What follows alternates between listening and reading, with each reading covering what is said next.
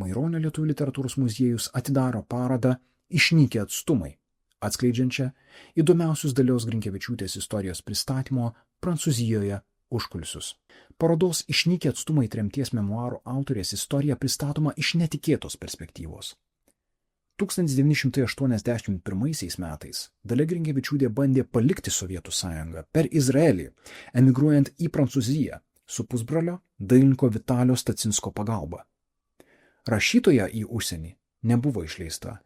Daugiausia dėl to, kad 1979 metais jos memuarų ištraukos buvo išspausdintos rusų disidentų žurnale Atmintis. Nors Dalia Grinkevičiūtė niekada neišvyko į laisvąją Prancūziją, šią vakarų šalį pasiekė jos istorija.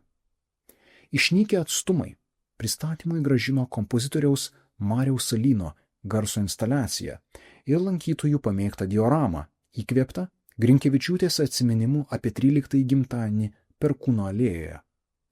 Nuotraukose ir aprašymuose atskleistos įdomiausios miniatiūrinių baldų ir dekoro kūrybos paslaptys.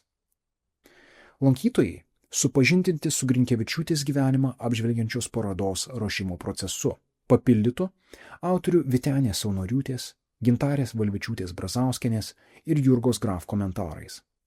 Visoje parodoje jaučiamas rašytojai kaip nepalaužiamos vidinės laisvės žmogui būdingas ryžtas, iliustruotas jos pačios žodžiu. Yra įvairių pasipriešinimo būdų.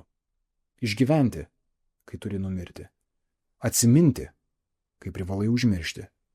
Mąstyti, kai privalai nemąstyti. Pastebėti, kai privalai nepastebėti. Stengti sužinoti, kai liepiama nieko nežinoti.